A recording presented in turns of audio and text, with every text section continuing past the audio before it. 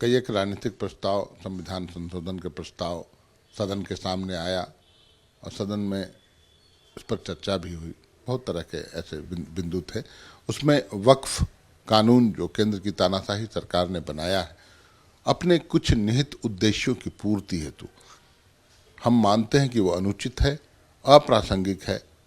कई एक ऐसे दूसरे मुद्दे थे जिन पर केंद्र की सरकार को बात करनी चाहिए, परंतु ऐसे अप्रासंगिक विषय को उठाकर और उस पर कानून बनाकर कानून थोपने का काम राज्य सरकारों के ऊपर, ये गलत है। इस पर प्रस्ताव आया है, प्रस्ताव पर चर्चा भी हुई है। अब आगे पार्टी अपना निर्णय लेगी। क्योंकि जनभावनाएं हैं, हमारे कार्यकर्ता की भावनाएं हैं कि वक्फ का जो कानून बना है वो उसका विरोध होना चाहिए, और उस पर मुझे लगता है आज कुछ निर्णय पार्टी लेगी। आपके सरकार में मंत्री हफीजुल हसन, उनके बयान से काफ़ी हंगामा मचा हुआ है। सफाई भी दी है कि जब मैंने कहा तो वो सबके लिए था, मैं मंत्री हूँ, मैं संविधान मानता हूँ।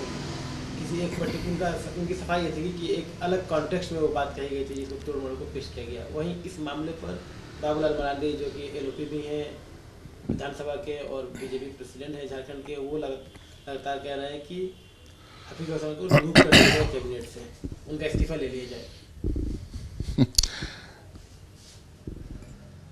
देखिए, मुझे लगता है कि कोई विषय, कोई मुद्दा नहीं मिलता है इन लोगों को तो कैसे भी टारगेट करो, और खास करके कोई अगर माइनॉरिटी सामने आ गया तो उस पर टूट पड़ो।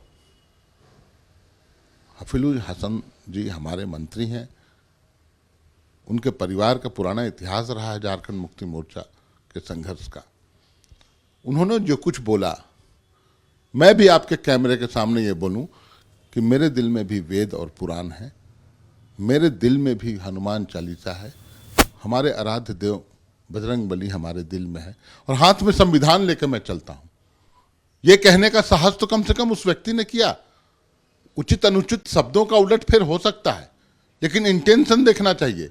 आपके सांसदगण तो संविधान की प्रतियां जलाते हैं, आप तो बोलते हैं कि जब बहुमत में आएंगे संविधान बदल देंगे।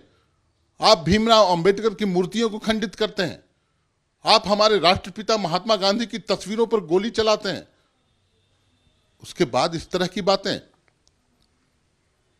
यहां सिर्फ इस मामले को तूल दिया जा रहा है।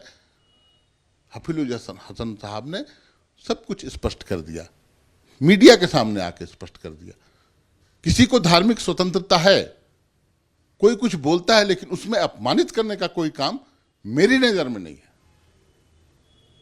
इसलिए मुझे लगता है इस मामले को जो लोग भी तूल दे रहे हैं वो ना समझ लोग।